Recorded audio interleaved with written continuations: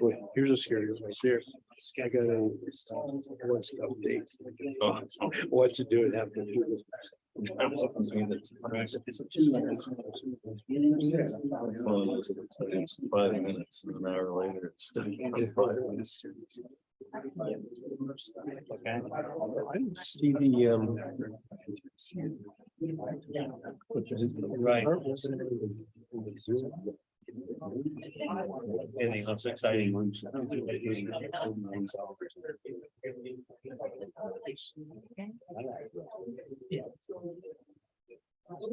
fast.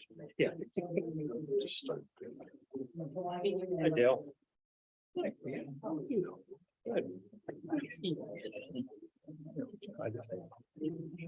Hopefully there's audio out there. Something's between. Really? We get mobile. Good evening, everyone. I'd like to welcome you to this regular meeting of the Montoursville Area School District Board of Directors on this Tuesday, February 14th, 2023. Now the time is 7:05 p.m. And at this time, I'd like the secretary to take the roll. Mr. Albert. Here. Mr. Badger. Here. Dr. Berry is absent this evening. Dr. LaCrone. Here. Dr. Mathers. Here.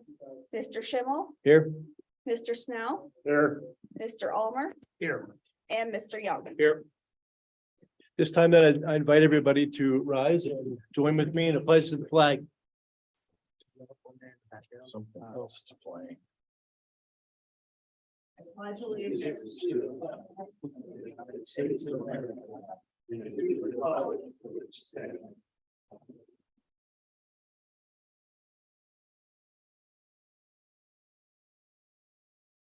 Oh,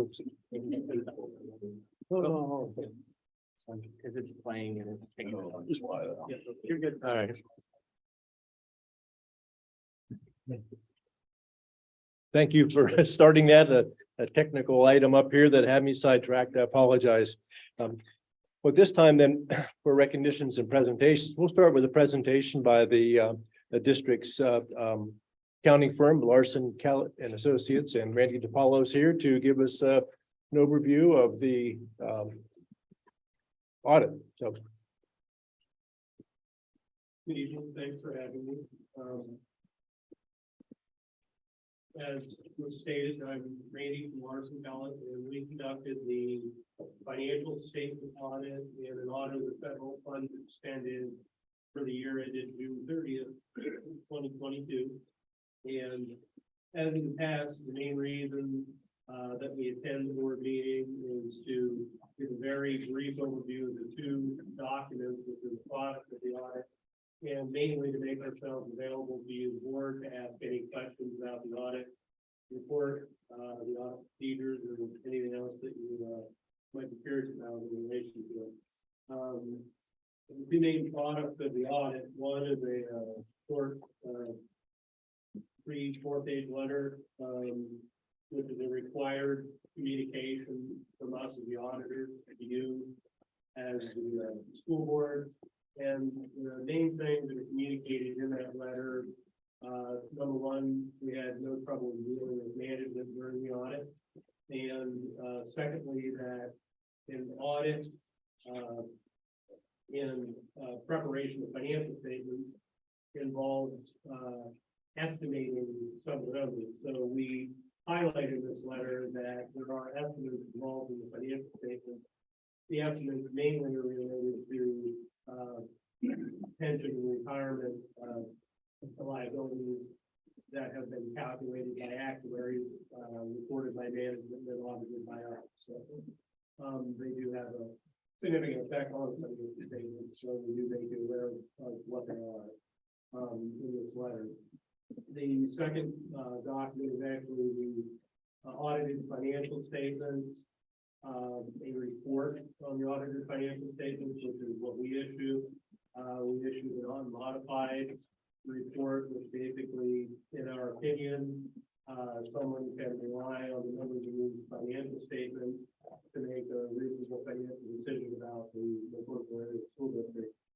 And we also, as I indicated, conducted an audit of the federal awards that were extended for the year ending June 30th, 2022. And in total, the district expended about $3.9 million in federal funds.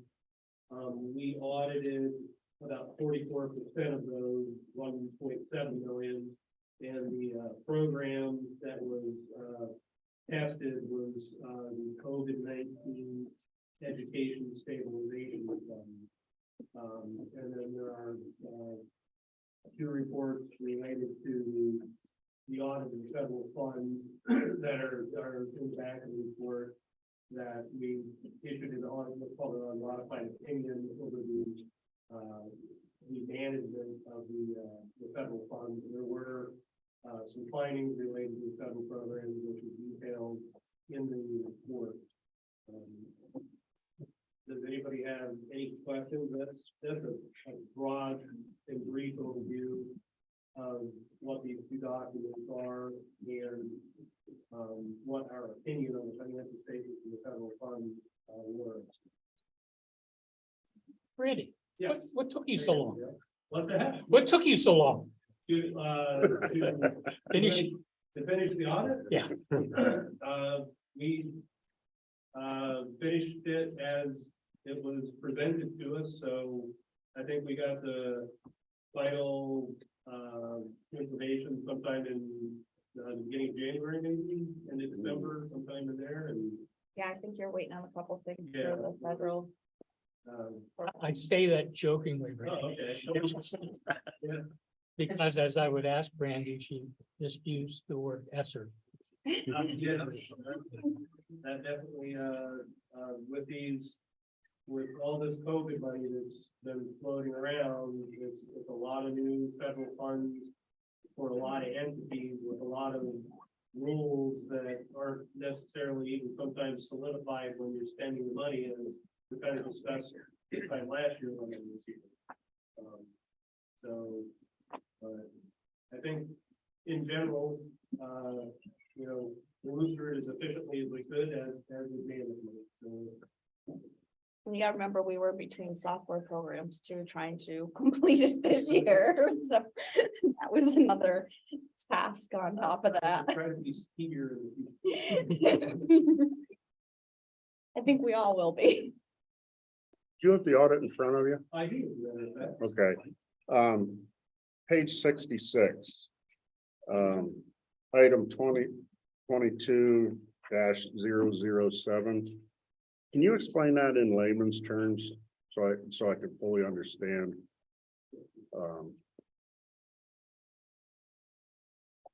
Sorry, maybe I wasn't speaking into it. I went into accounting, so I didn't have to do public speaking. It hasn't worked out so well. So in layman's terms, when we were presented with the expenses in the general ledger that were charged to this federal program, there were some duplicated expenses charged to the program. It was a result of journal entries that got posted to shift around allowable costs.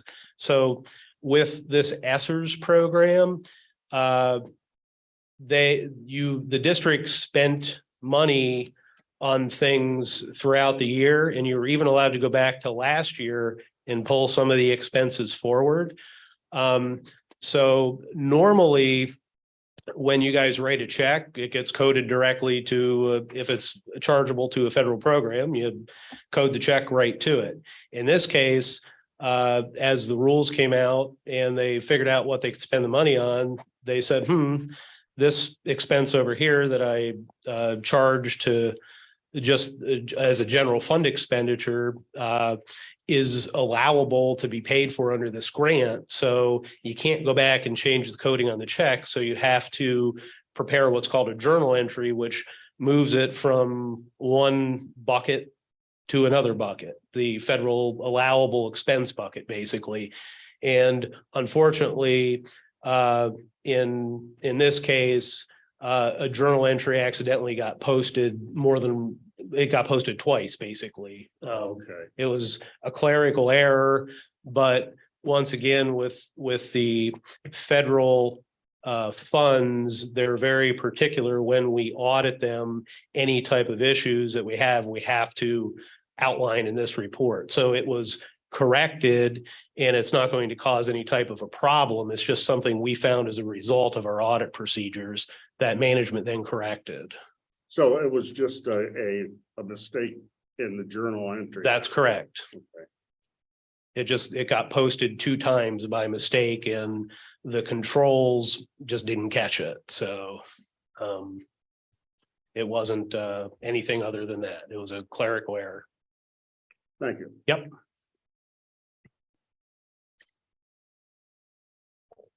Anybody else have any questions? If not, then I will conclude my presentation and ask to be excused. Have a great night. Thank you. And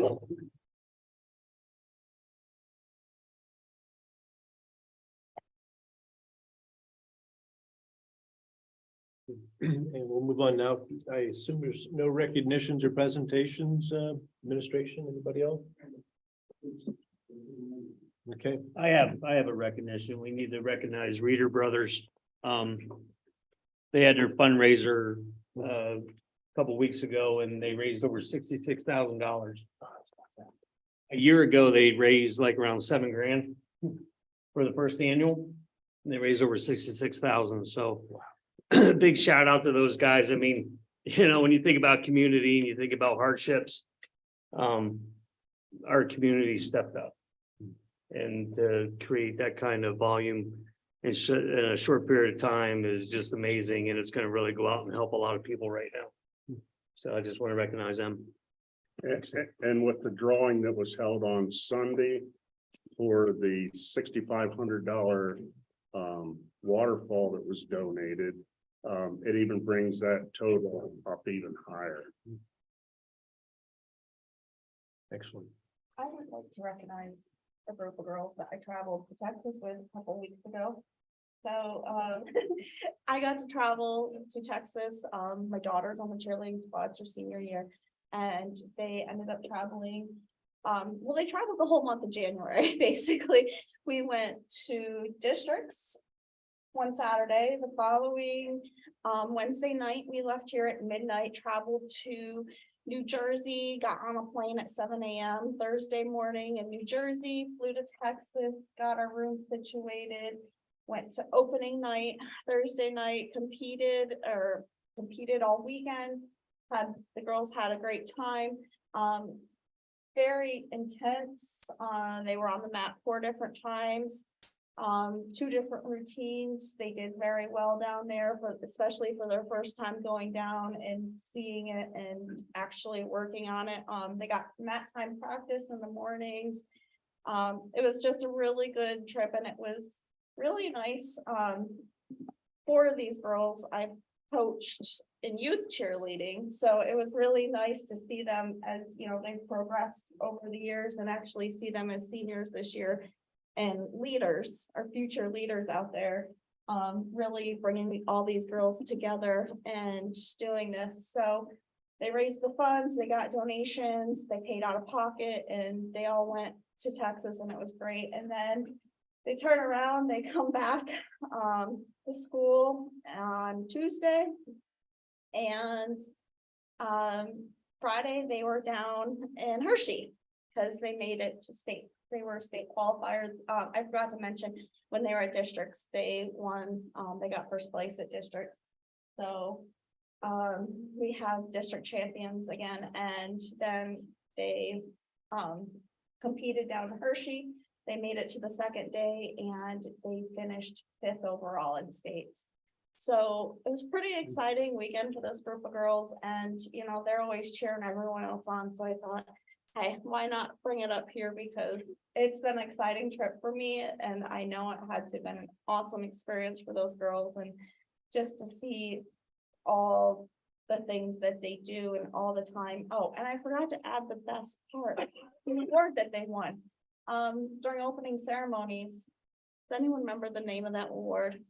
I was there and I don't remember it. But they won an awesome award, for all the teams that competed, and it was about all the extra things that they do in the community to help out the community. And all the fundraisers that they do get involved in. So that was exciting, and I think that was probably the most valuable thing, because that shows their leadership and how dedicated they are to the community and helping out, so. I take it you didn't fly Southwest Airlines because you're back. Yes. We flew United. But, you know, it was amazing to see, you know, because these are 9th, 10th, 11th, 12th graders. So it's a large group of girls, and just to see how they communicate together, because there's a big age difference and you can truly see it, but how the older ones really bring the younger ones right up with them. So it was exciting. You have it there. Yeah, so the national award was the Go Be Great Award. There were 7 teams across the country nominated. We were one of 2 squads to receive that. And just a side note, the last time they went to states, they finished last. No. They- No, They've improved every year. yes, They've gone. So- The first year they went, they finished last. the first year they We went, didn't have a choreographer. right, and then we got made to second day the following year. And we finished 8th the second year that we went. So, And then fifth, so they're climbing the ladder. We're expecting first place. Yeah, that's something. but yes, so it was, We'll have to get a banner in the gym for competitive spirit.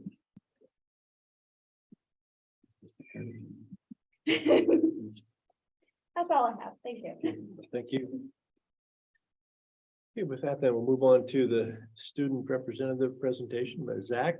Did she steal your thunder? No. Okay. You actually put a little bit of pressure off of it. So, oh gosh, what day was it? February 3rd, the academic, February 3rd.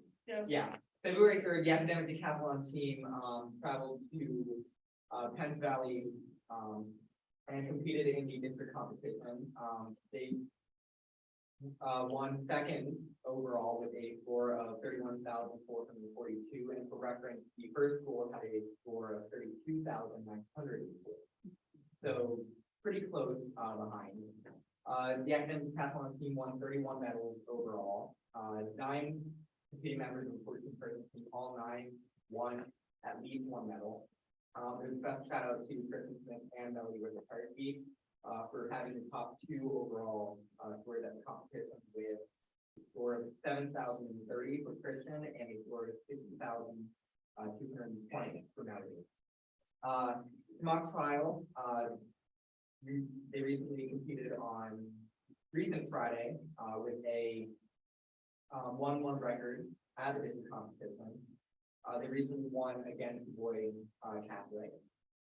And this recent Thursday and Friday, there was just a band that was held at the high school. Students from 30+ schools, I would have to check the number, but I think it's high 20s, low 30s. They all attended, and for being in it, I thought it was a pretty good concert. I don't know if anybody here attended. Performance was being held this weekend, and I know that a couple students are excited. And finally, musical. Probably wrong with the date, but musical is Mamma Mia is being held March 17th, 18th, and 19th. Probably wrong on that, but Sounds right. I think it's right. So don't put her on your calendar. 17, 18. You guys show up like one weekend and it's not happening. So, yeah, that's about it. Thanks, Zach. Okay, move on now to the reading of the minutes, and while we prepare for that, I'll just make note that the board held an executive session prior to tonight's meeting for purposes of personnel and safety and security. So the reading of the minutes, we have the Tuesday, January 10 regular meeting minutes and the Tuesday, January 24 work session minutes. The board for the time to review them, and I'll Entertain a motion to approve them as presented. Move to approve. Second. All in favor, say aye. Aye. Opposed? Ayes have it. And now we'll move on to prior presentation. We have with us tonight Pastor Matthew Wagner of Twin Hills Church in the Nazarene. Pastor, welcome. Hey, good afternoon. It's Valentine's Day. For me, Valentine's Day started this Sunday. I'm on a 7-week sabbatical coming off of 7 weeks of rest. And I found myself in the book of Hosea. And in the 14th chapter, verse 4, it says these beautiful 5 words that I thought were fitting for tonight. It says, I will freely love them. Now, when you think about that, to freely love someone means that we love them without interest in the sense of ourselves. It's self-sacrifice. We love them in such a way that we're willing to give up ourselves and our comfort and our preferences to help them. I think that was so encouraging about hearing all the wonderful things of the students and the cheerleaders, and the encouraging things tonight to remind us that there is good coming from decisions and leadership and the community coming together. But just like every one of you, we all have sacrificed to be here today. And I want to express my deep appreciation for the work that you do on behalf of the students and the families. Your continued commitment to ensuring that our children receive high quality education in a safe and supportive environment. To me, that's truly inspiring. As a minister, a shepherd who works with families and young people every day, I know firsthand how important it is to be dedicated and to be compassionate, just like you in our schools. Your efforts to create inclusive and equitable learning environments where every student can thrive are a testament to your unwavering commitment to your community's future. I'm proud that my children are a part of Montoursville. Every time our district asks me to go to another church, I simply tell them I can't leave. And to be honest with you, it's because of this community that we're in. I don't think we can find this anywhere else. It's beautiful to be here. So on this day of love and appreciation, I just want you to know that your work doesn't go unnoticed. It doesn't go unappreciated. I want you to know, even on this holiday, your tireless efforts to support our children and families, as you can already tell, as you've already heard from the testimonies this morning or this tonight, that they are making a real difference in the lives of so many. So I want to thank you for your dedication, your passion, your tireless efforts. And I want to thank you for being here tonight. You truly are making a positive impact on our community. And I am honored to be here to work with you, alongside of you, and to pray for you in this important mission that we call unity. Let us pray. Father, we're thankful to be here, and we're thankful for your everlasting love. And there's nothing that we can do that really deserves your love, but you remind us in your word that your love is given freely to us. And it was also revealed through your Son, Jesus Christ, and we can learn to love because of him, because he first loved us. So tonight, Lord, I lift up this board. I lift up this community. And I pray that you give them both clarity and peace with the decisions that they're about to make tonight. I pray that you grant them the wisdom to discern even the tough things. We have to make tough decisions sometimes, especially when it affects or impacts the lives of so many, and especially these precious lives of these children. And Lord, I just pray that you draw close to them so that we can be a unified group. There's a lot to say about unity when it's lived out within the community. So I just pray, Lord, may your presence just engulf this place as we join together in your love. We place the focal point onto you. We give our plans to you. We come to know you. We love you. Perhaps, Lord, we don't freely come to know you as much as we should, but you have sent people into your community to show your love. We love you, Lord. Be with these people. In the name of Jesus, we pray. Amen. I do appreciate you guys. Thank you, Patrick, for those kind words. Okay, we'll move now to the public comment section of the meeting. Residents and taxpayers, can comment on matters of concern regarding the district, official action, or any matters of deliberation before the board. The public will be provided one unpaused 3-minute time frame to speak to us. So you come forward, let us know who you are and where you live. Hi, Tina Marie Klein, 1009 Toll Street here in Montoursville Borough. I just wanted to add on to all of the celebrations that the students have been accomplishing. You may or may not know, Troop 60041 Girl Scout Troop recently constructed a blessing box that was installed at Montoursville Presbyterian Church just across the street from the Lighter Fields. 3 of those girls are students here at Montoursville High School. The other one is from CCA and the other one's from Loyalsock Township. So we actually have a little crosstown rivalry there, but all the girls came together. But I wanted to acknowledge the girls that are here, Sarah Klein, Riley Nelson, and Lillian Roop, because they're all high school students here at Montoursville that were integral in building, painting, installing that box, and have really been working with the community to fill it. And I wanted to bring that to your attention tonight, and also to the guidance counselors, that if you know people that need to use that resource, please encourage families to use it. So we actually have an overstock of supplies right now. So please encourage people to use that as needed. So thank you. And thanks to your girls for doing that. I've seen that, and that's nice. Very Gotta nice. get the word out, though. We have an overstock. Okay. Okay. Jack Callahan, Montoursville, Art Street.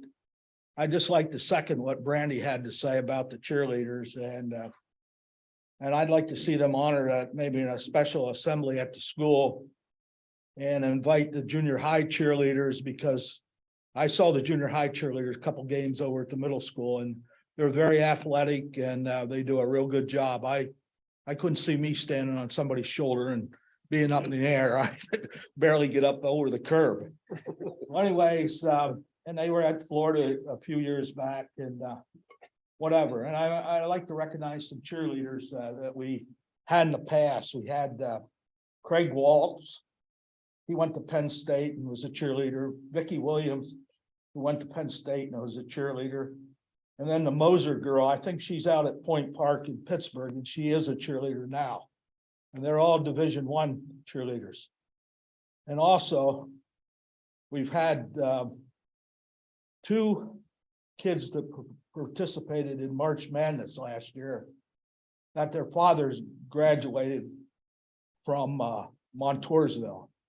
It was Tom Brausford and Darren Moffett, and that's in the big time, boys. The NCAAs. And I also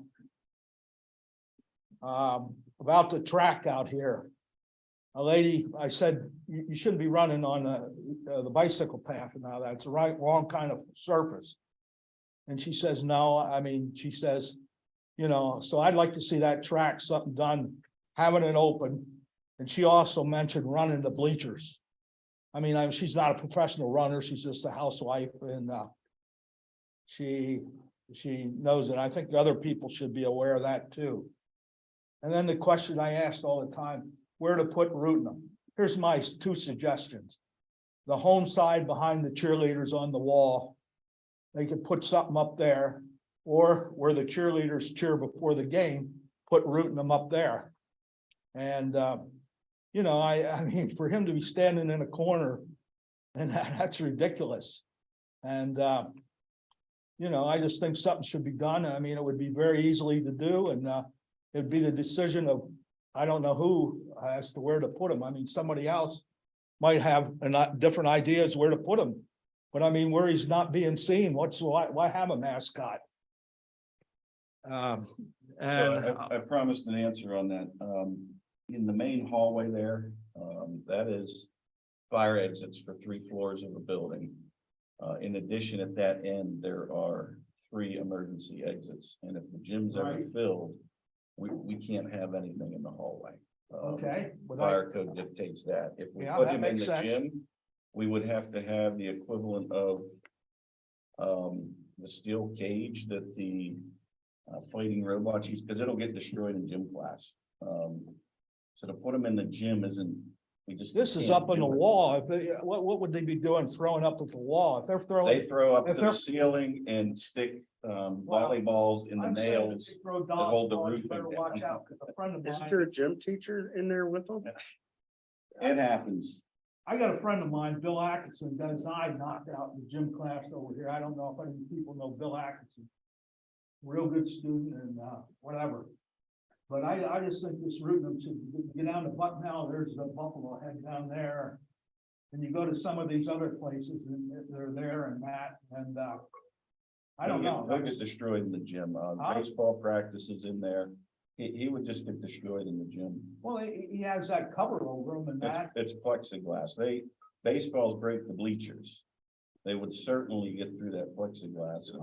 Yeah, I remember break a the friend roof. of mine, he hit a ball against, the backboard and shattered Shattered, that. yeah. But I still think this should be looked into and, there could be a place, maybe down at the other end someplace, but I mean, that should be displayed in the gym. I mean, the teachers spent money on that and somebody took their little plaque that said this was paid for by the teacher. And that, but I could be him standing in the corner and you say you can't be out in the hallway, like, they do have down at Milton. They have it down there. I haven't been around to like Lewisburg's new gym, but I tell you, I've been up to, Roosevelt's new gym. And that looks like a kaleidoscope. If you ever look at the floor up there, they have different sets of lines. So I think if we put any more lines on our court, I don't know where they're gonna have, if they're gonna have volleyball or not, but, and I'd like also to mention, like, we can't compare anything to State College, but they have a group of, cheerleaders. They don't even cheer at the basketball games. It's a traveling team. So you see this, but I mean, like Lewisburg and State College, they have unlimited funds for their, their athletic things, but I'm not saying I'm not gonna do anything. What can I do? I come in here and ask, I think there should be a meeting and looked into where we can place this route. No, I never heard of it, and that, you can probably say that for all over. It's a fire hazard, anything. So I would say look into it some more. I mean, other people might have some ideas. Thank you, Jack. Are there any other members of the public? And I guess now we need to go to the interactive online cyber world, and Sebastian, guide me. I guess we're gonna go to chat. And all right, where are we at this? Participants, there we are. And then attendees. All right. Okay, now we're on the internet side of things, and those of members out there in the public, if you'd like to comment, just raise your hand and I will do my best to hit the right button to allow you to speak to us.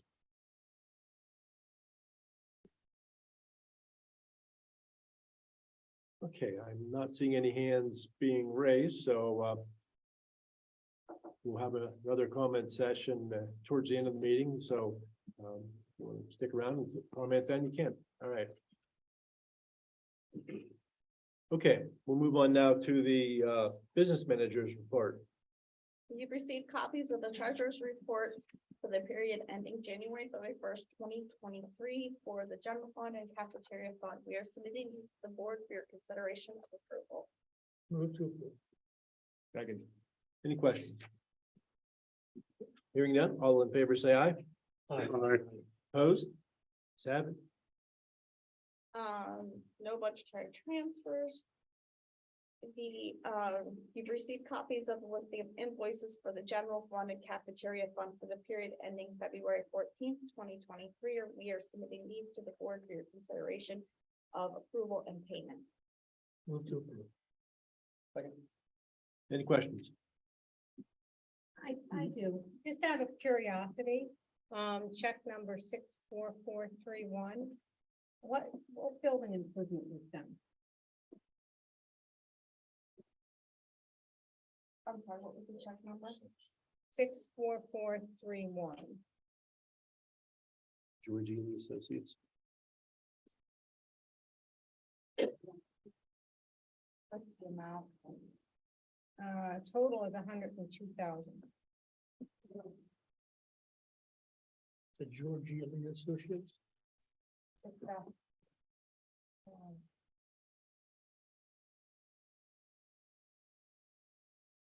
Could have emailed you and asked you that. That's program installation. I think it's the playground. Playground. I'm trying to- Playground? Oh, Well, I don't know for sure. But that was covered. Yeah, but we would, online. but we would pay it. Yeah, and but we had contributions for that, correct? Yes, I believe that's what that is. Cool. I just wanted to let the public know what you're doing. This is awesome. Thanks.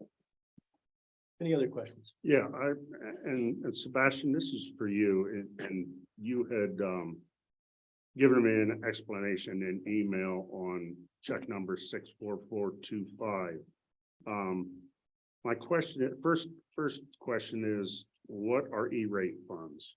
So E-rate funds are essentially a tax that is put on communications lines, so like if you pay for internet or phone and tax on that. Those funds then get distributed through a program called E-rate, it's federal, and that goes to public schools and libraries so that we can use those for network upgrades in our district. So that would be for like, switching equipment, firewalls, the infrastructure of our computer networks. So it's actually, so it's a grant? So the way they distribute those is they have, calculations and they give you so many funds per 5-year period. And then you have those 5 years to spend it until then you calculate to give you more funds, but it has to be spent for those specific things. And, category 1 funds would be for like our RWAN, where we get our internet from the IU. And then category 2 would be for equipment. So we're looking at category 2. All right, and the reason why I asked that question is because in the email you sent me, you said that typically use the E-rate funds for 50% reimbursement.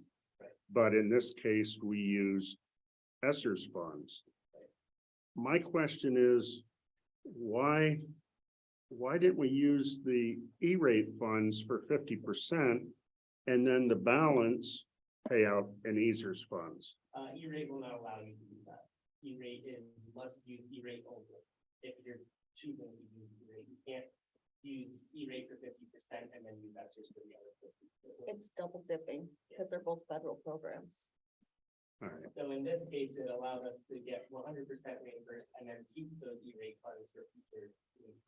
because what I was thinking is, and I understand now you say it can't be done, but my thought on it was, if we would have used the E-rate funds for 50%, we would only had to use ESSER funds for the other 50, and we could use the ESSER funds, that 50% for something else. Right, yeah, unfortunately, they don't let us do that. Okay, thanks. No problem.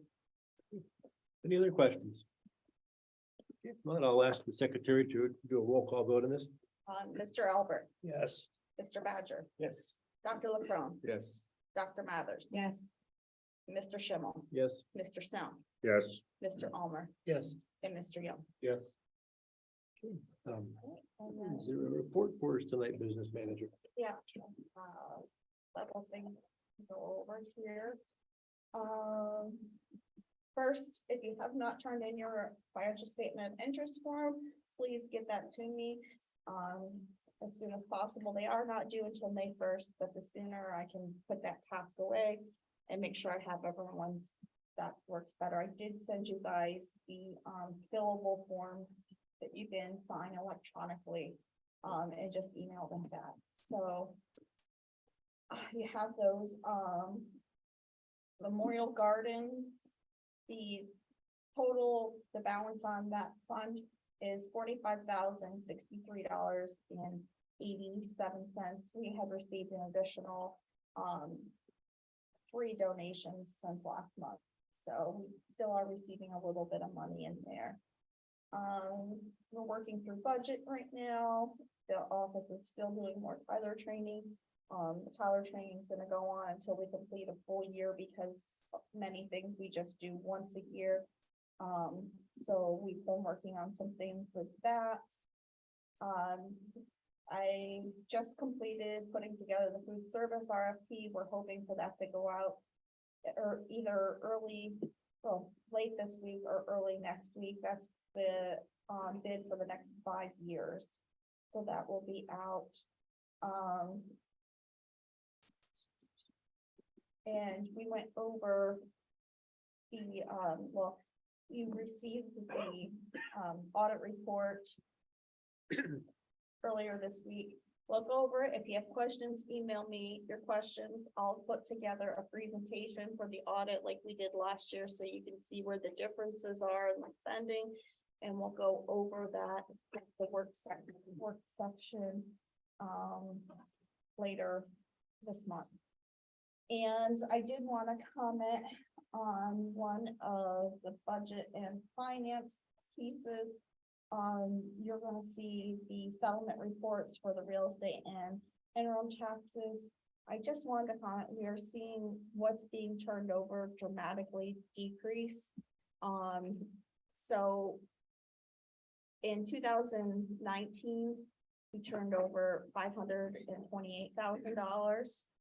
In 2020, we turned over $484,000. In 2021, we turned over $424,000, and in 2022, which is this year, we turned over just under $401,000. So we're seeing that drop every year. So our collection rate has been slowly increasing every year. So that's a good thing there. One thing I would like to see more conversation about is our unrestricted fund balance. Moving forward, we would like to get that down into that 8%. And we know we have either some sort of building project or renovations or heating and air conditioning, and we just have general repairs. So I think we should start discussing moving some of that over to capital or putting a restriction on some of that so we can meet the 8% that BDE is looking for us to have. So that is all I believe I have for you tonight. Like I said, I'll have an audit presentation at the next work session. Brandy, what is the fund balance now? Well, it's $5,223,277 is unrestricted. And Brandy, is there a time limit, or are we on a time limit to get back to the 8%? No, they don't. Like a date certain? It's been above the 8% forever. And they don't do anything about it. So there's no penalty to it? No. But it would just be nice to commit it to something, knowing that we do have a lot of stuff coming up, and so it can't be spent on other things, like, because we know we have building, we know we have to do something with these buildings, and it's just a matter of time. And to start having that put away so that we don't have to borrow as much and keep increasing our debt. Is that something we can work on during the course of the budgeting over the next Yeah. few months? But I just wanted to put it out there so everyone knows it's coming, and that's, something I'm gonna be talking about, because I feel like every year we kind of talk about it a little bit, but we don't really do much with it. But I think we really need to move forward with it and get it committed somewhere. Randy, I had asked you earlier, before the meeting, about the administrative response. Will you send that to all of the? Yes. From the audit? Yes, Randy, I thought it was there, yeah, okay. so. And in particular when you're going to be discussing the audit, I'm very interested in having page 46 of the audit. I'll do it the same format that I did it in last year, just like we did last year. Okay.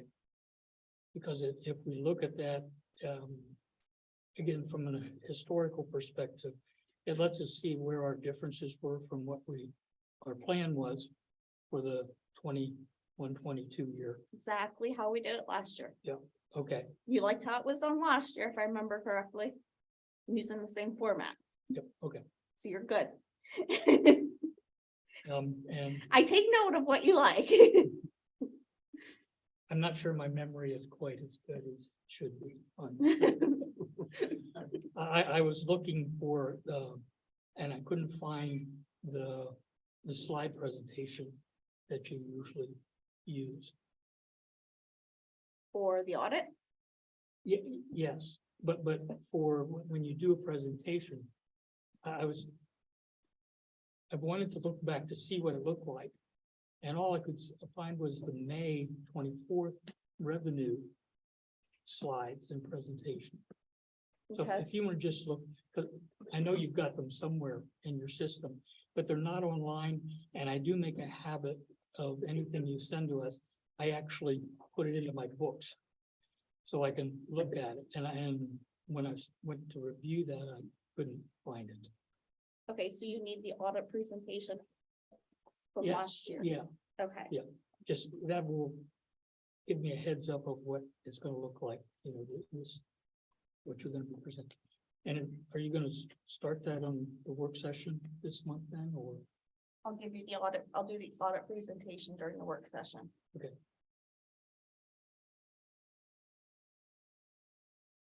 If there's nothing else for the business manager, we'll, let's move on now to the superintendent's report, and by way of that, we'll, go around the room and see how our administrators are doing. Mr. Blaze, what do you have for us out there in the valley? Yeah. No, so we had our bingo night up at Eldred Township Fire Department, January 27th, Friday. We had about 170 people there. I think the parents had more fun than the kids, but overall, everybody enjoyed it. Pretty much the kids got prizes when they got their bingo calls. Not sure how lucrative the bingo calling is, but I'm like, we have, this week we're doing our Grand Max and Time this week, that's sponsored by our Peace Patrol, which is, on behalf of our Peace Patrol, we have a little bit of gratitude given to you all tonight. And we hope you all accept it, and along with one last special thank you from Mrs. Weiler. She wants to thank you all for all your amazing support throughout the years here, and so thank you all for that. Friday, the 17th, we have a retired teacher coming in for guest reader day. She will be talking around all of our classrooms, bringing Uncle Auntie's home ugly tie. So it's kind of centered around our whole theme of kindness for our week. And then on March 2nd is our guest reader day. So if you are not busy, I'm sure you all are busy, but 9 o'clock, March 2nd, if you all want to come in for our guest reader day, we'd love to have you. Yeah, that's all I have. Thank you. Mrs. Albert, you have something for us? All right. February 10th, we held our geography bee at the school, championship round with Colton Beetle, Aiden McDaxon, and Gavin Phillips, with Gavin Phillips, the world champion for the geography bee. Science fair this Thursday, about 33 students, I think, participating. Math counts competition was last Saturday, held at the middle school. Rowan Horton played 7th out of 48. And the team, Rowan Horton, Ruby Watts, Spiro Winsky, and Alan McKenna got 3rd out of 5 in the team. That was some more successes that we're been talking about tonight. Musical is February 24th and 25th. Milana Junior. I've been seeing the kids practicing hard after school, so we're really excited about that. We held our PBIS Reward Day.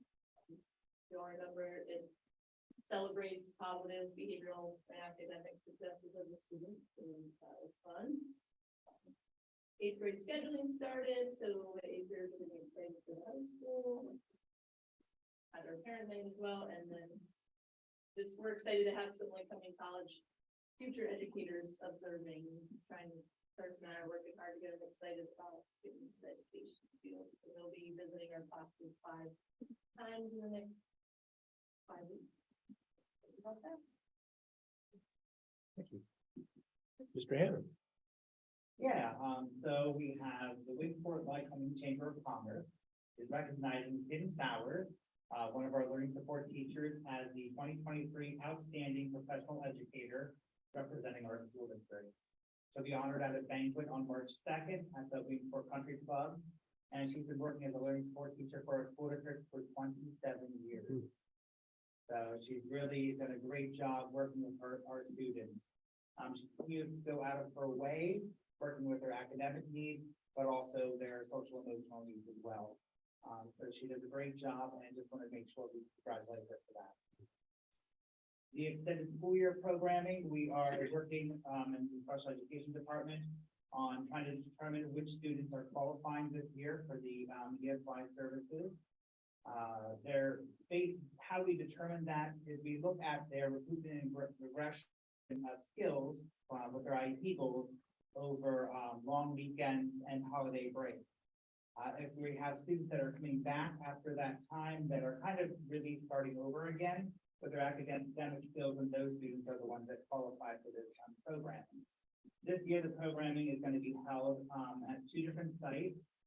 Schick Elementary School in the Loyal Park Township will be hosting one of the sites, and then the South Academy on Reach Road in Williamsville will be hosting the other site.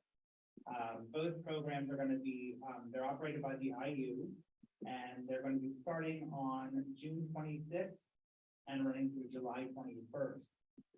This is usually a week later than what the ESY programming typically starts, and that's due to the construction project at Schick Elementary School. And also this year, because of it being pushed back, the programming is offered Monday through Friday. Typically it's Monday through Thursday, but they're trying to condense it into 4 weeks rather than 5 weeks. And students will be participating in programming there 3 hours a day.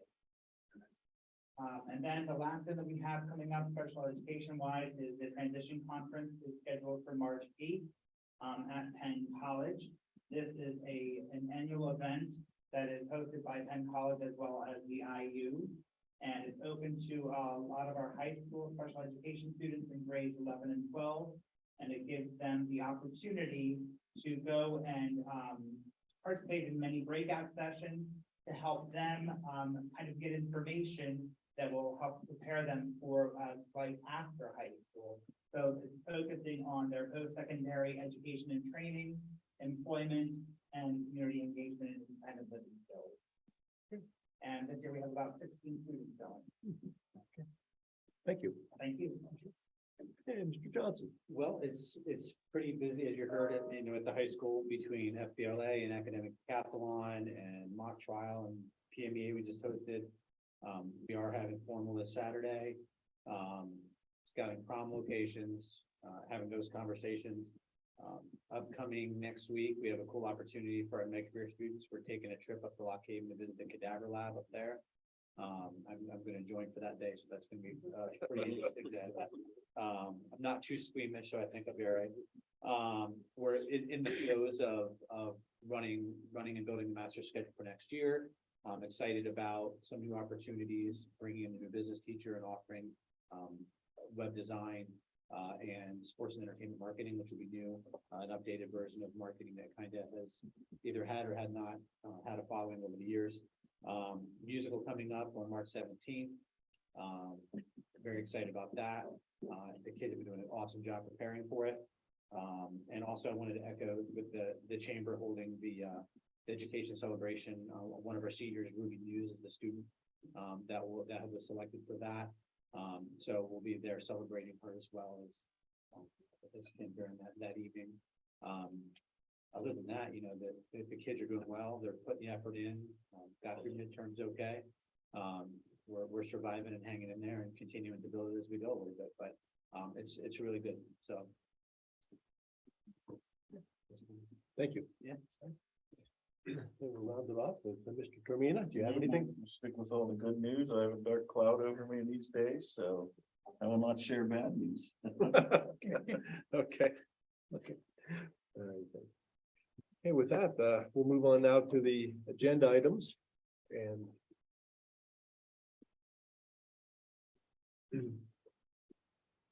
I would entertain that we, on the general items, G1 through G14, I'd entertain that we do them as a block unless you see something that should be separated for any reason. Take a look at those, and if you want something separated, call it out. We'll do that. Otherwise, I would like G2 and G8 and G10 pulled. G2, G8, and G10. All right. If there are no other items for separation, then we will entertain a motion on the G1 through 12 or 14, less the three that Lon mentioned. Second. Any questions on anything? Okay, hearing none, all in favor, say aye. Aye. Opposed? Ayes have it.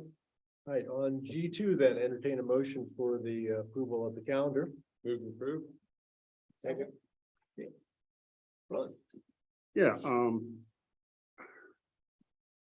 my first question is why 10 days in a row off for Thanksgiving break? And the reason why I'm asking this is, has anybody done anything to see about getting the students to start later in the year so it doesn't conflict with Little League? At the admin level, that's been discussed also with some teachers. Because testing occurs in April, we like to get in as many days before that April as we can. Most of the games are in the evening by the time that hits, so we haven't entertained that. We like to get that instruction in earlier. And I know it's what, 5 days, but it's 5 days of instruction before state testing.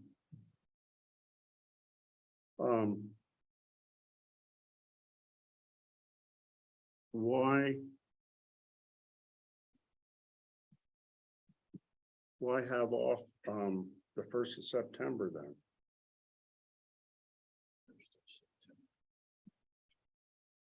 Start with a 4-day week.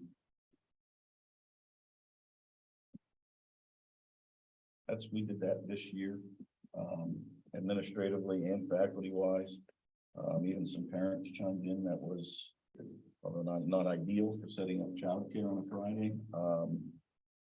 Really eased kids in and adults into teaching and learning. That 5th day, coming back and even dealing with the heat in the 2 elementaries, it really wears on kids. So we stuck to we felt as a district, the 4-4 start was really beneficial. Probably one of the best starts that we've had educationally. So we recognize it's not ideal on that 1 day off trying to set up childcare, and I know there are differing opinions out there, but as a district, we felt educationally that had the best impact. That's all I got. And then the 10 days you mentioned at Thanksgiving, Oh, yeah. happens to be when parent-teacher conferences fall, so it does extend that break. No other questions, then, all in favor of approving that first reading of the school calendar, say aye. Aye. Aye. Opposed? Let's have it. On to G8, the approval of the agreement between the district and Blast IU 17 for technology services.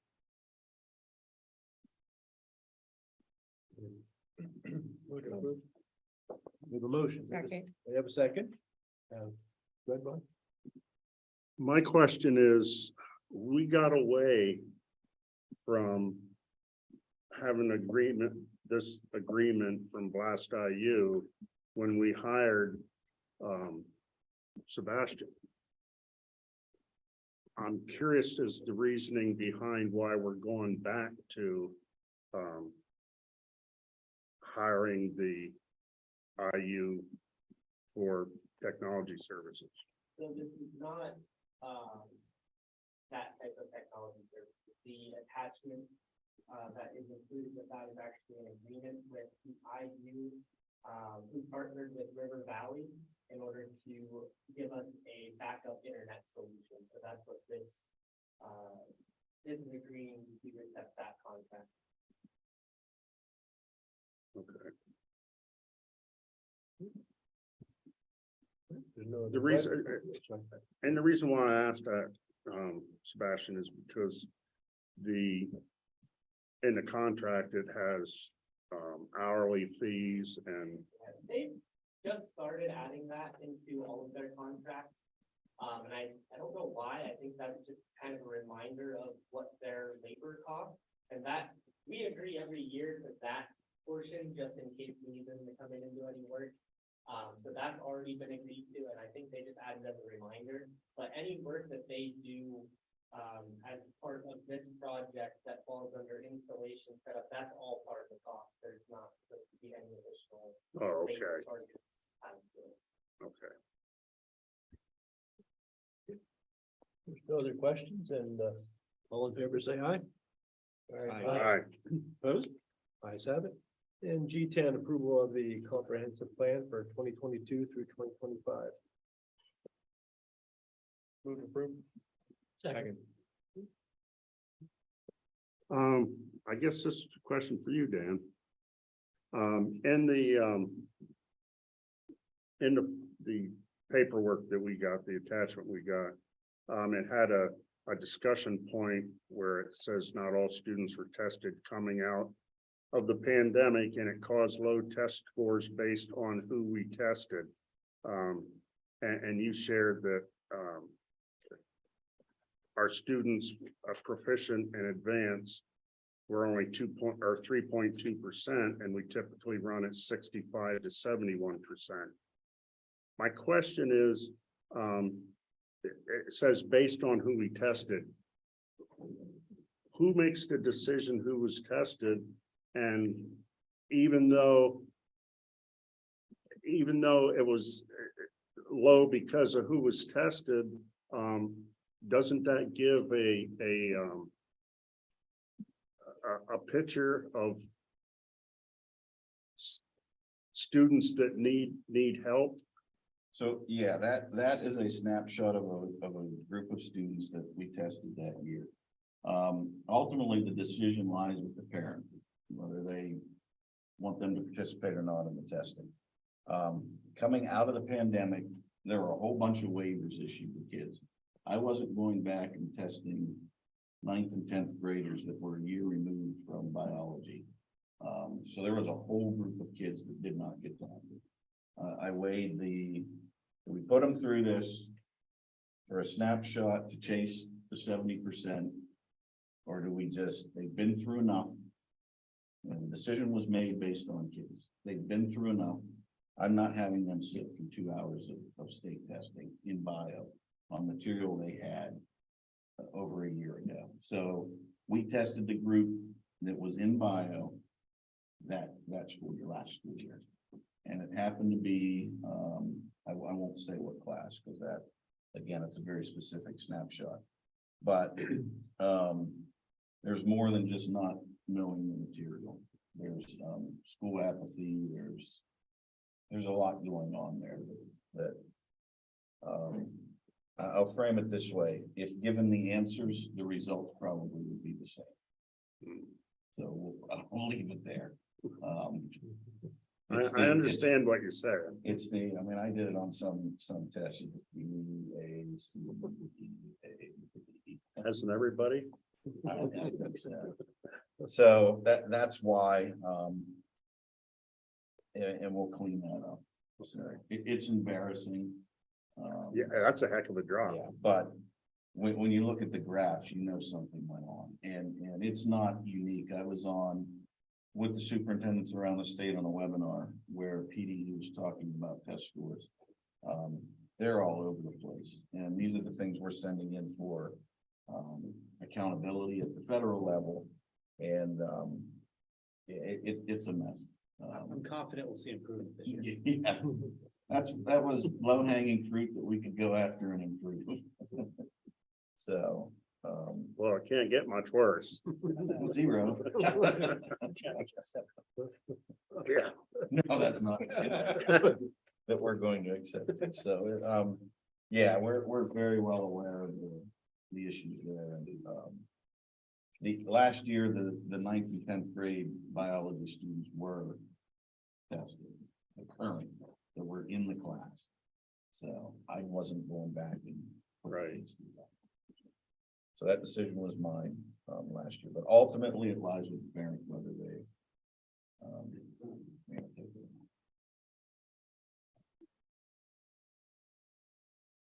it. You know, as a board member, when you read through the comprehensive plan, for me, it's, I understand. Maybe I should say, I know enough of what I'm reading to be dangerous. It really is, it's monumental what you read through there and just try to translate that into how it works itself out in the district. And it's, yeah, that's the stuff that gives us headaches when we read it, because, okay, but thank you for that, that work on that, Dan. Okay, so I guess we need to vote on that. All in favor of that plan, say aye. Aye. Opposed? Ayes have it. Okay, we'll move on now to the personnel, and we have P1 through P9, but I'm going to propose we separate P1 and P2. Just those retirements, we'll do them together. And if you want to look at any of the others, and if you would like a separation on P through P9, something in there, say so. P7. Okay, well, a separation on P7. P2 is a regular resignation, not a. Yeah, they're leaving us. Okay, Yeah, gotcha. you don't want to keep those. I just have a question on P3. Are Chris, Kirsten and Jordan. Well, you don't have a motion. Yes, and we do that can, yeah, we can, you can add that or ask that during the motion on this. Well, let's do P1 and P2 together, do the motion on those two. Move approved. Second.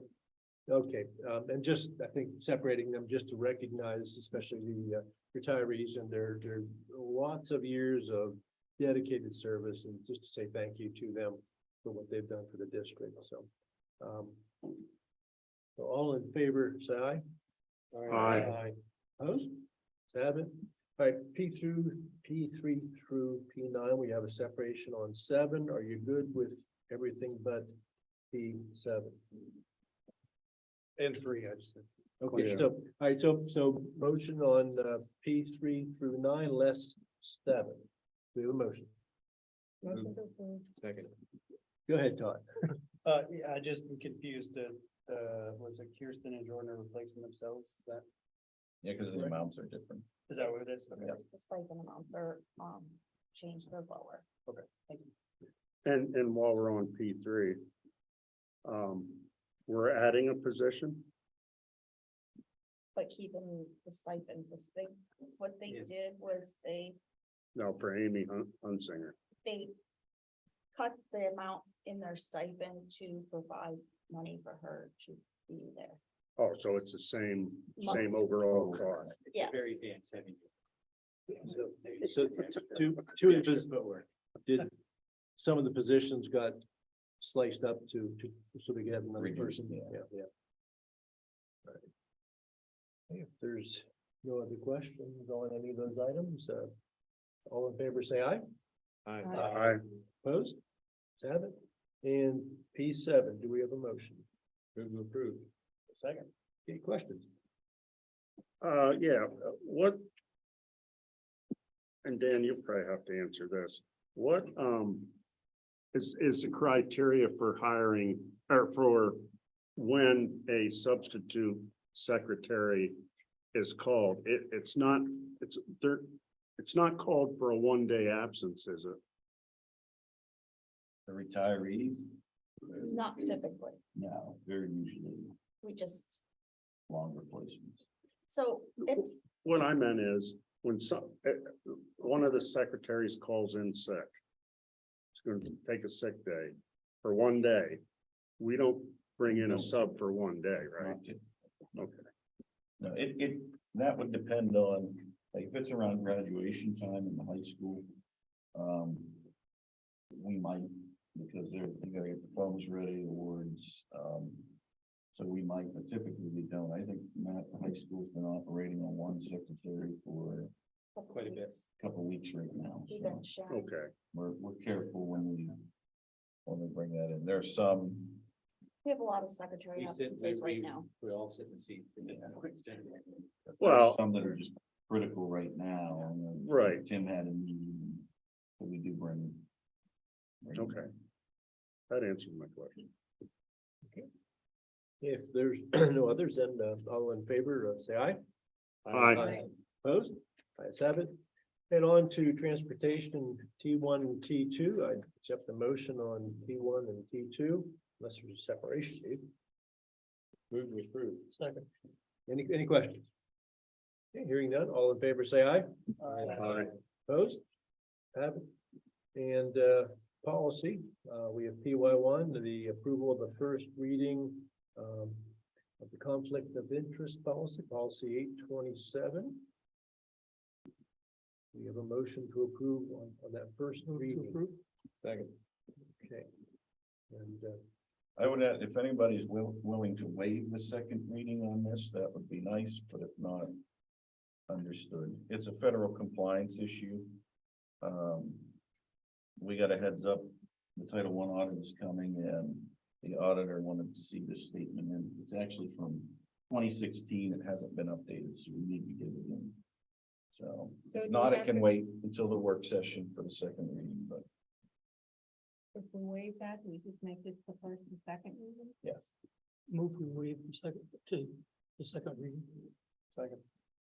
Okay, we have a motion to waive it, well, actually to combine first and second readings. Can I say it that way, Dale? Yeah. Okay, that this motion will be a combination of the first and second readings. So do we have a motion to, no, we have a motion to read it that way? Do we have a second on that? We did have a second, yes? Yeah.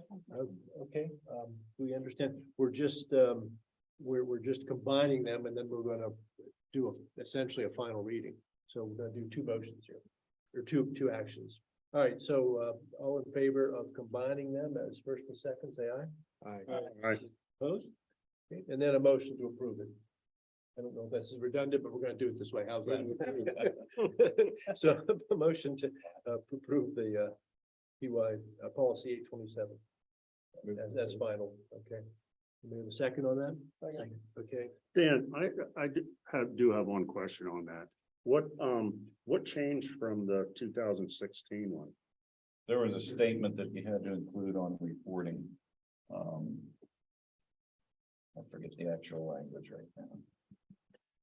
It's federal lingo, so I didn't care to remember it. It's multiple pages of agenda. I don't have that.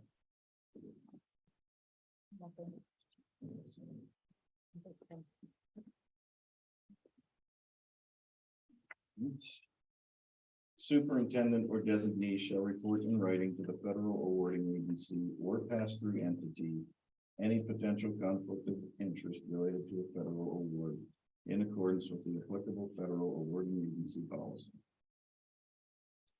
That's all it was. So it wasn't deleting anything, it was So we just didn't have to adding. use that. That should have been Okay. added in 16. It wasn't for whatever reason. So we're adding that. Okay. okay. And all in favor, say aye. Aye. Opposed? Ayes have it. Okay, on the budget and finance, we'll do them one at a time. BF1 is recommended approval of the school tax year 2022 settlement reports for real estate and interim real estate. Move to approve. Second. Any questions? Hearing none, all in favor, say aye. Aye. Opposed? Ayes have it. And BF2, acknowledgement of the district's financial statements. And it's just acknowledgement that we received those statements for the year ending June 30, 2022, along with the related audit report from Larson, Kellett and Associates. Move to approve. Second. Any questions? Hearing none, all in favor, say aye. Aye. Opposed? Ayes have it. And BF3, approval of a transfer from the general fund to the capital fund account, in the amount of $390,465, which is the excess of revenues over expenditures in the 2021-2022 fiscal year. Do we have a motion? Move to approve. Second. Any questions? Yeah, you sure we're not gonna need this money? For the 23-24 budget? We have over, 5 million in there right now that we Oh, need to that's right. discuss, but this was. There's lots of money, okay. This was, I- Glad to hear that. I'm Uh, getting set up for this budget discussion. well, Hey, you gotta remember though, you don't wanna spend that money on recurring I know, but we have a expenditures. lot of single items every year. You don't know what's in this budget. Well, we have fund balance we can tap into. From snow plows to. Okay, There are a but lot let's, of things, technology, computers, a lot of single budget items. You know, we continue to accumulate funds. I was gonna wait, but I can't wait. I look, folks, over the last 5 years. And we've raised taxes budget wise, $1.4 million. But yet, if you look at our audits, now this is not including our current year, but the previous 5 years. We had a budget excess of over, I want to say $2.9 million. Folks, we wouldn't have had to have a tax increase for any of those 5 years, and we still would have carried forward over $1 million. I'll second And that motion. that's because, again, our administration, business office does a great job. I mean, I'm just taking things right off the audit. this was in June, we passed the budget. This was part of that we would move any excess funds for the year over to the capital fund. So, Yeah, that's what I wasn't certain about, because we moved $1 million earlier this year, right? no, that was to repay the money that we took Yeah, but we took it out out of the general fund and moved it.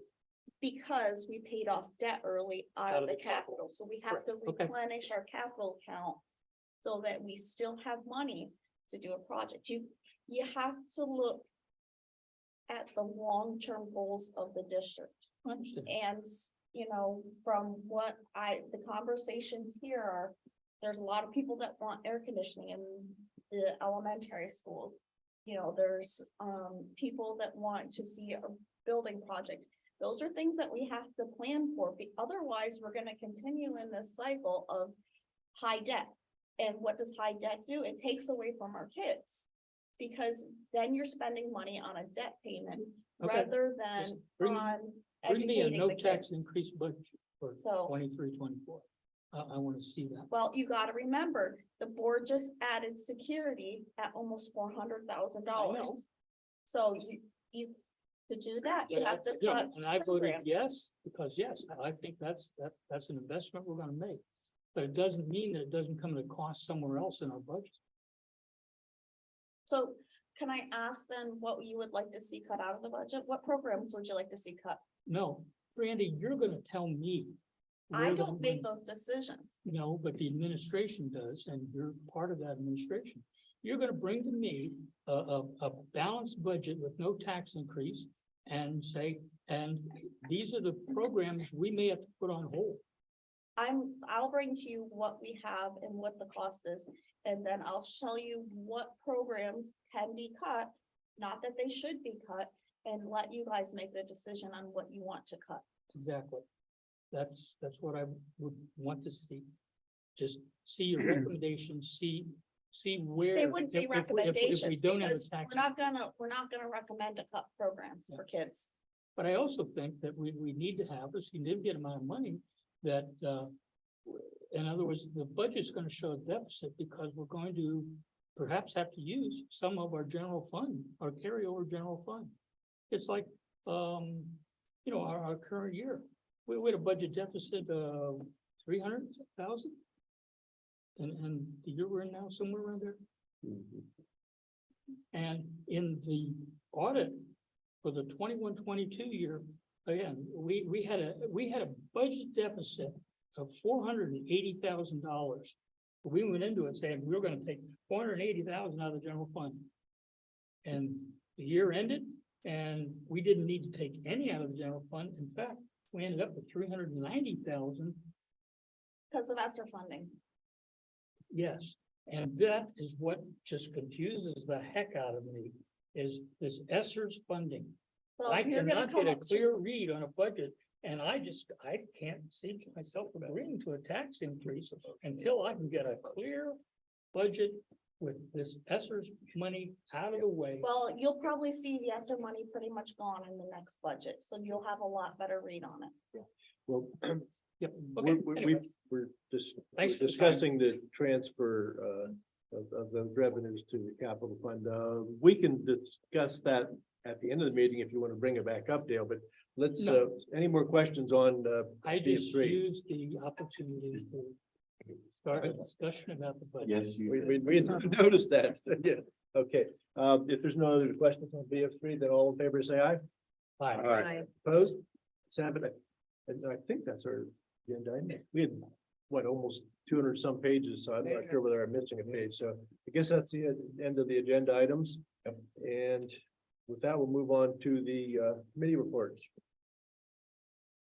Okay, PSBA, I do have a few things. One thing I have is, first thing, principles for governance and leadership. PSBA asked us to adopt this on a yearly basis. So I have these, they were revised slightly, but they still have the basic 7 principles. And if I could just pass this around and have the board members sign it, and then I can send it in to PSBA. I'll do that. Start with you, Dr. DeCrone. They also have sectional meetings back in person and virtual. You can attend them virtually if you want. As we voted tonight, there was one at Montoursville High School on the 13th, and that's on state legislative and policy issues, and that's going to be here in the boardroom. And if you want to attend, you just go to PSBA and register. There's no fee for it. There's also one on, let's see if I get these dates right. It's the 13th. Improving school safety and security, and that is on April 4th. Not here, but you can attend that virtually. And then there's one on April 12th on the impact of poverty in schools. And that you can attend virtually, or you could go to State College. That's the closest, you know, if you want to attend. So if you just go on psba.org, you'll find those. And then the last thing is there's an advocacy night at the state capitol on April 18th, and that can be done in person or virtually. And I think just again, go to psba.org if you want to attend that. That's all I have for PSBA policy. If I could interject, Oh, yeah. I see the principles sheet here for PSBA, which is all good stuff. Now, it has an adopted on date. We haven't acted on this, so essentially we're just gonna be signing it and say, yeah, it's nice, but really there's no formal adoption. There won't be an adoption date in here, Madam Secretary. So if we want to adopt Do them, we have to do a motion? it's de minimis. We're not gonna spend money, I guess. But I think the board would want to read through it just to know what we're signing on to. So I would suggest, Dottie, we make it item for the work session. Okay. All right, let's do that. I mean, I'm gonna sign it because it's good stuff, but there is no adoption. We're just saying, yeah, we like it tonight, if I can put it in those terms. Thank you. And I won't send that in until the Right. motion. Yeah, Okay, yeah. sounds good. Okay, then policy. Yes, we need to talk about board policy 006, which falls under local board procedures. The title of that policy is meetings. Dan, I believe we agreed, you can correct me if I'm wrong, that we would talk about that at the next work session, where we will compare what's currently in the board policy versus what What was, should be. yeah. So we'll be talking about that at the next work session. We're gonna have a busy work session. So Okay, the policy committee will become a committee of the whole at that work session rather than a publicly advertised separate meeting. Well, can't they meet at 6 and then we'll come at 7? okay, Dr. Beery's not here for IU, LCCC. It's been a while since I've been to a meeting, I guess, but meeting this Thursday, it'd be a very important meeting.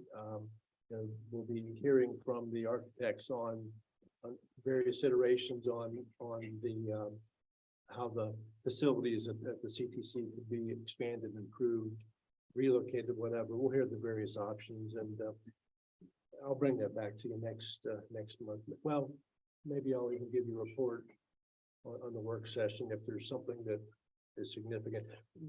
For the LCTC, if a construction program were adopted of any kind, it takes all the sending districts and the board members to vote on it. So it's a very, comprehensive, tedious process to pass anything.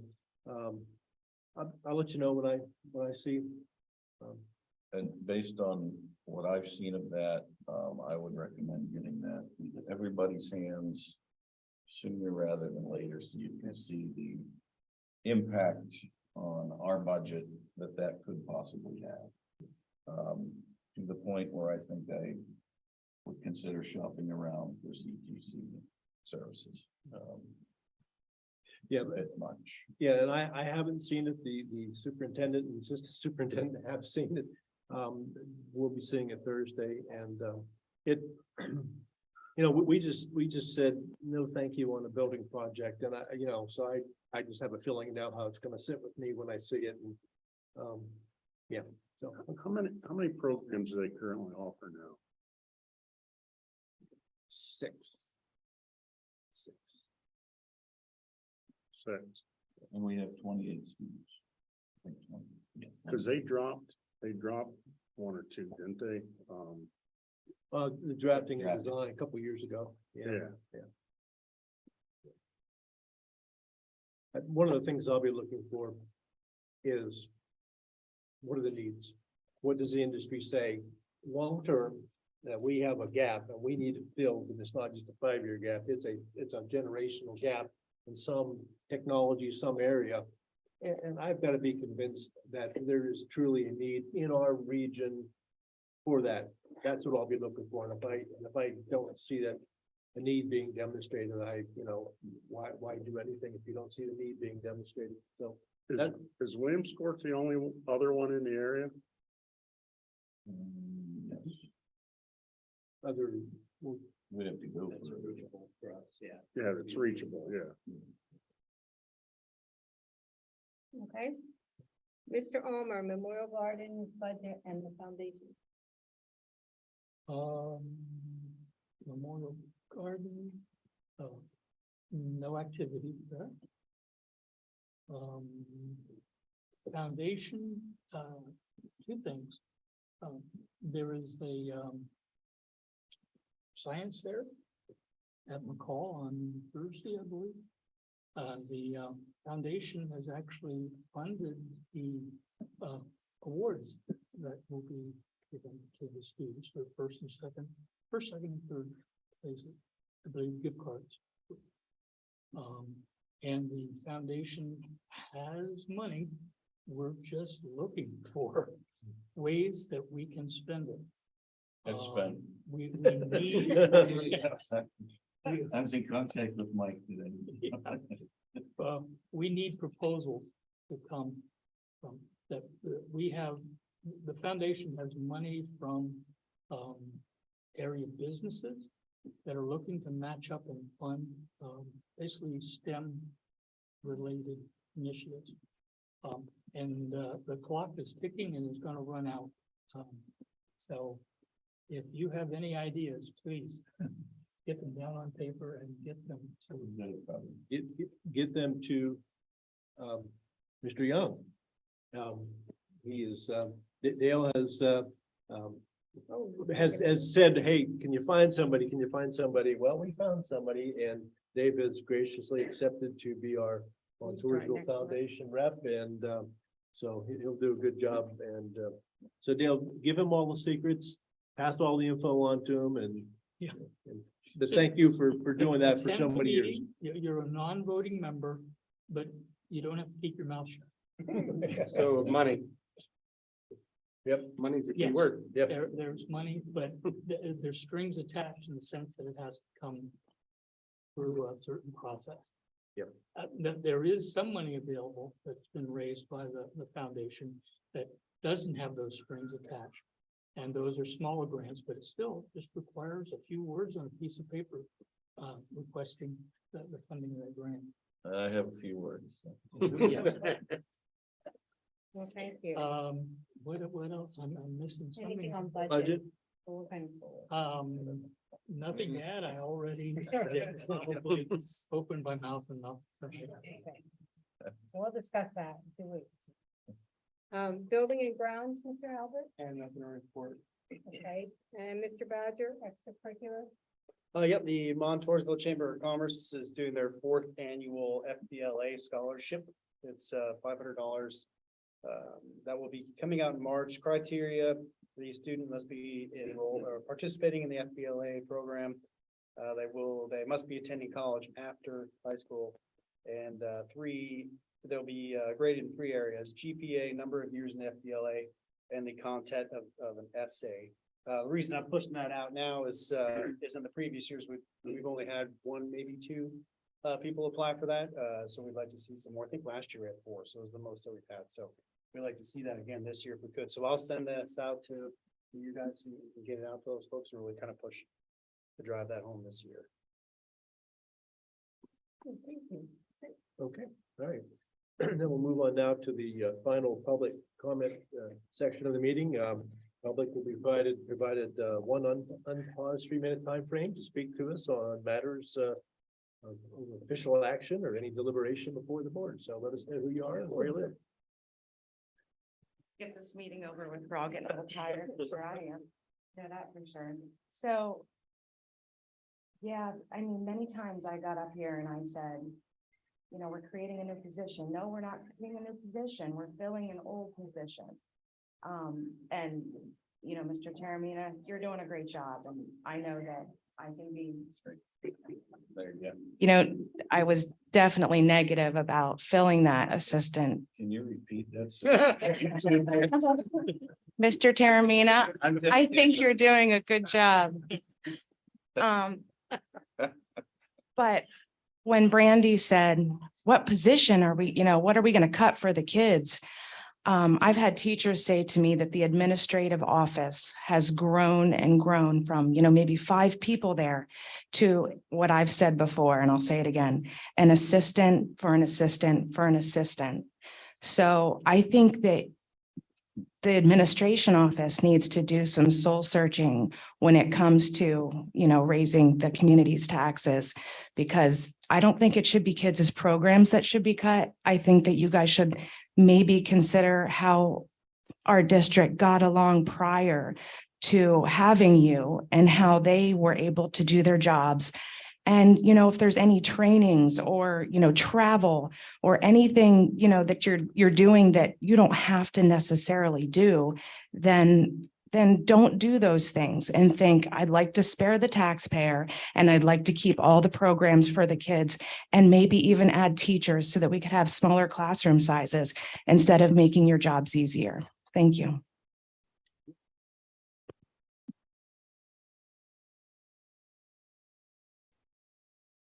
Hi, Tina Marie Klein, again, Montoursville Borough.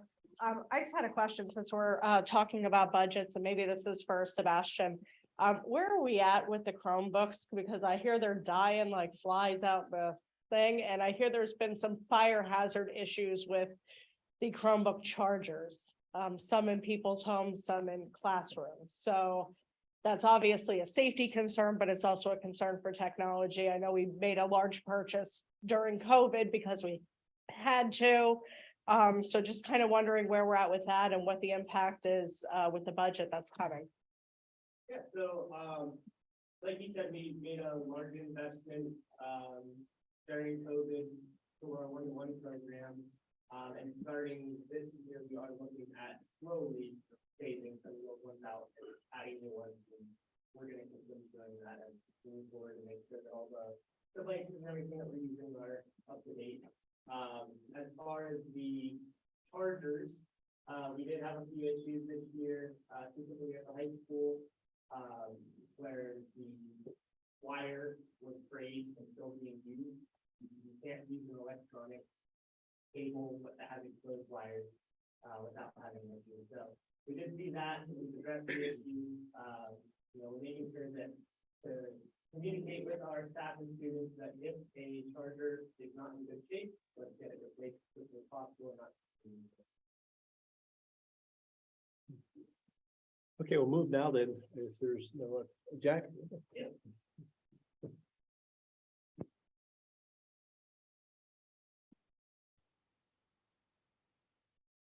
Yeah, I don't know what you people do when you go to a athletic event indoors. Now I go to where the hall is and look at the athletes that are up there on the wall and that. I mean, and every school has it something different. And I think ours is the best out here. I know it's the best. I mean, if you go to, I could name the schools and we're tops. But I'd like to see that, the names with the numbers on a plaque or something that could be added on so you can tell and find those players if you want to look for somebody. And I know they're not in order of the old ones to the new ones. And they're hard to read. I don't, the ones up on top, you cannot read them. I know my eyes aren't the greatest or the best. But I'd like to see something done so if the people want to find somebody, they can find them. But I mean, I don't see many people looking at that stuff out there.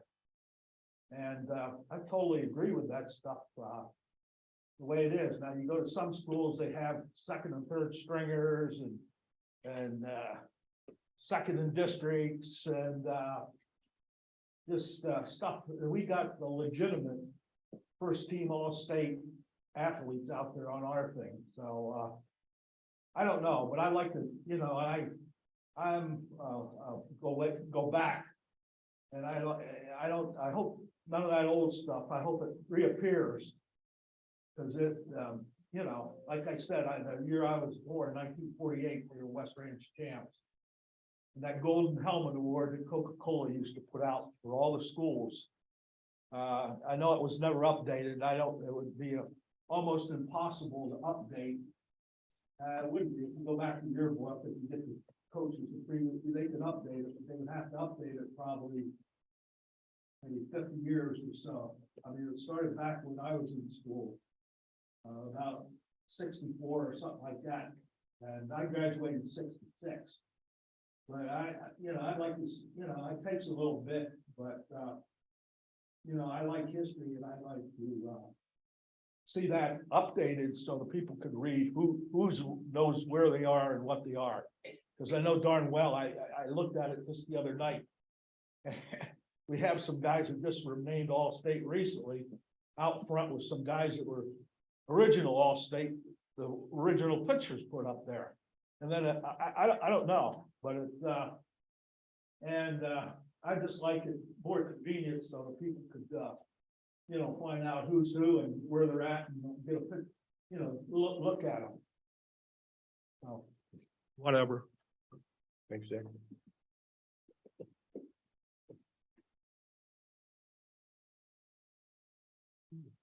Seeing no one else approaching the podium here, we'll go to the internet and if there's anybody watching via the live stream, if you'd like to speak, just click on the link to raise your hand and we'll let you speak.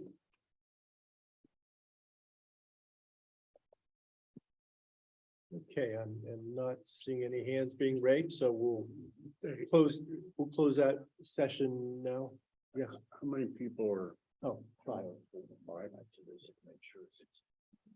Okay, I guess it's time to adjourn then, folks. I'll entertain a motion. Oh, before we do adjourn, we will be convening an executive session after this for personnel purposes, once the meeting's adjourned. So, we have a motion to adjourn. Move to adjourn. Second. All in favor, say aye. All right. Opposed? Ayes have it, and meeting is adjourned.